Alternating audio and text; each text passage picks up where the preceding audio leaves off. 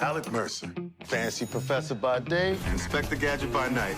It's completely irrational. Exactly. There's something that Alec absolutely can't deny, that he has an affinity and an attraction for her. Right. But there's something he doesn't trust either. I mean, Rose is always getting him in absolutely murderous, sometimes, positions. Where a part of the story that we're exploring in the second season is, are we gonna make it? Because every time me and you get together, something horrible seems to happen, either to you or to me or to both of us. Rose comes with a lot of danger, which I guess we could all agree might be exciting. I feel like that's a young man's game. You might be right, but like when danger hits an old man, it hits the same way. Okay. Well, here's where Alec becomes irrational. He can be blinded just like anybody else. His behavior cannot speak to any kind of rational senses, just like anybody else. You add a romantic element, you add an element of danger, and all kinds of funny things seem to happen to our hero, so to speak. But I think there is a world where Alec should be reflecting on not only how much he's put himself in jeopardy in his life, how much he's done so with his own family. They're quick to remind me that they're worried about me. And there is a point in the second season, it's a small moment, but there's a moment where I realize how much I may have put them in danger, how much I worried them. That kind of hit me funny. I don't know why it did, but I suddenly realized that, like, I keep doing all these crazy things in a world where I am the guy who points out others doing irrational or crazy things, and there I was, smack dab in the middle of it. I don't think he would call it self-sabotage at all. I think he would call it would be more of a function of him jumping in when needed, without realizing, like, you jumped in a pond and it was a swamp and there were crocodiles and leeches and all kinds of things that could actually hurt you. And in that world, an accidental hero who happens to just keep living by the hand. Well, I also pointed out to your co-stars that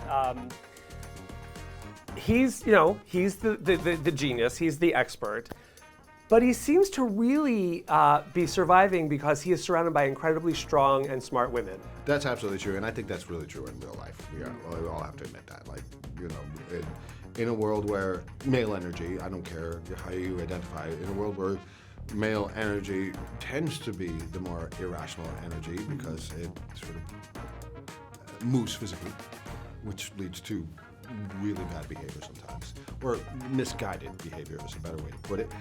And it's usually women who see the space in more perspectives than I could ever, and therefore are a little bit smarter as to how things should go and what you should do or should have done.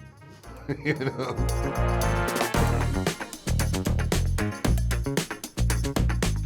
One of the ones I just talked about, which I absolutely love because I've sort of found myself doing this in real life. You should try it too.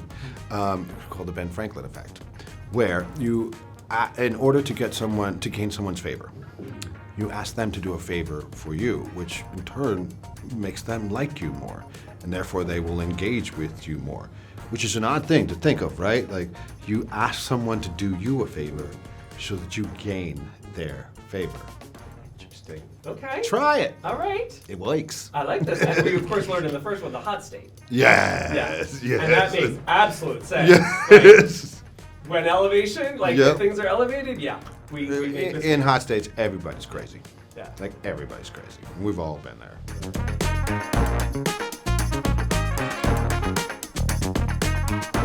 I would say a little bit, but I was hoping that she was gonna be a badass. Like, who doesn't want to play that, right? Mm-hmm. So, I mean, she's in the FBI, she's in law enforcement. They take people down. Mm-hmm. It's what they do. But she's more than just FBI. Like, this woman is, I mean, an elite soldier, basically. She is Special Agent Marissa Clark. Yeah. Yes, she's put a lot of time in. She has definitely, earned her stripes, so to speak. How much warning do you get that you've got this fight sequence, you've got this chase sequence, you've got this stunt thing? Well, we get the script ahead of time. How far in advance? We get the script, sometimes we are inside an episode when we're starting the next episode or when we get the script. So it's like a bullet train is what we call it, It's the land of procedurals. We move really quickly. So, but we do get an opportunity to take a look at the script and we do see what's coming. So we have a sense of it, but it's just all moving so fast that usually you get there on the day and you're like, okay, this is what I'm gonna do. But you know that you might have something physical coming up, usually. You should probably always be prepared. Absolutely, but they also have stunt people. Yeah. This is true. This is true.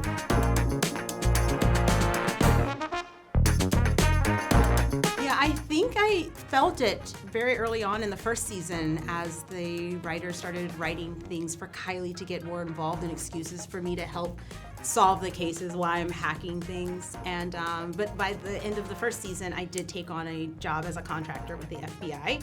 So I knew that was coming. So it's really exciting to see this season how much Kylie is getting to shine as an expert in her field. And she's very unapologetic about her experience and skill set, which is really fun to see.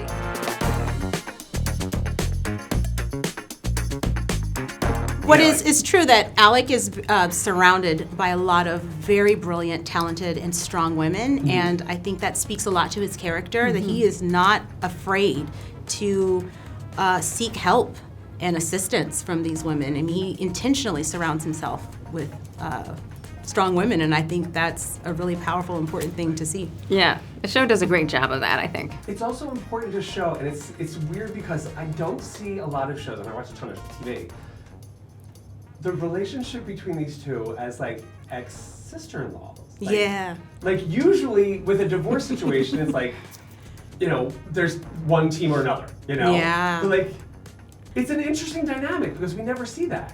Right? And Like almost like Alec could feel kind of like, oh, these two could team up on me. They both know where my buttons are. Well, we both love him so much, so we both have a good sense of who he is. We've been married, we were married for 15 years. So of course I developed a great relationship with her, which is like a sister to me. Absolutely. It did take some getting back though. She did have to kind of go and reach and, and beg for that relationship back, so there was some of that. It's just a valuable sisterhood, I think. I think there's sister-in-law relationships that work and then there's some that don't. This is one that really, really works. Yeah. We very rarely see that put out there, like especially in the case of a divorce and like in moving on, whatever. But it is interesting as their first like scenes together in this first season, where I was like, oh, he should be married. Yeah, He should be right. married, like, because now he's got somebody like at work and at home who would be like, what are you doing? What are you doing? Yeah. Like, stop with your like Keeping him in check, psychological right? stuff. Yeah. How is Jesse as that person to play opposite? Oh my God. Because he's Oh, got, he's amazing. He's such a sensitive artist. So he feels so deeply. I mean, it's also similar to Alec. He's just very empathic, very empathetic, and he's very much like a mirror for whatever you're doing. If you present one emotion, he's going to receive it and reflect it back to you. He's just a consummate artist. He's such a good scene partner, but he's also just a great person. He's authentic. You see that in his work and in his life in general. Yeah, You can count on him to be just a straight up is what it is. It is what it is. Yeah. And he's just really a joy to work with and very generous as an artist and as a producer on our show. He thinks about his cast and his crew, and there's just a really positive vibe on set. He sets an excellent example as the lead of our series, which is very lovely. Yes. He sets the tone and the energy for everybody. I'm really excited for people to see how strong our relationship and our friendship is. And so that's going to develop a lot more, and people are going to see the layers pull back. And as you mentioned, Kylie will be seen more in a professional setting as well. And so that's going to be fun to see them collaborating. Yes. And leaning on each other, not only, I think, in a professional context, but also as sisters. It's really beautiful to see. I feel like Marissa feels like Kylie is a younger sister, but in this work relationship, she relies on her for her specific skill set so much. Yeah, like an but equal. also, like a what? You can equal maybe at work? Exactly. Yeah. I mean, she is an expert in what she does. Any potential conflict, because sometimes those cases, You might have a different tact. You know what? Yeah, there will be. In the show, you'll see some of the arcs, or the arc with Kylie about how she's challenged with this new position and having to contest on what does it mean to be working for the FBI versus her old life. And that's going to be really interesting to see how Marissa encourages her to make some choices around that. That's right. Oh, yeah. Definitely Okay. stuff that's surprising and worth tuning in for. I have to wrap you guys, but last question. What does Marissa think of Rose? Ooh. Like, honestly. Like, Right, especially honestly? like, after the reveal. You know, and, the initial, what do you mean after the reveal? of what Rose, like everything Rose has gotten herself involved in. Yeah. Yeah. I think initially she was very, very skeptical. And you get divorced, but there are things that are still obviously lingering, and I think there will always be love between them. I think at this point she wants what's best for Alec. She wants Alec to be happy. But I think she will always have her eye on Rose.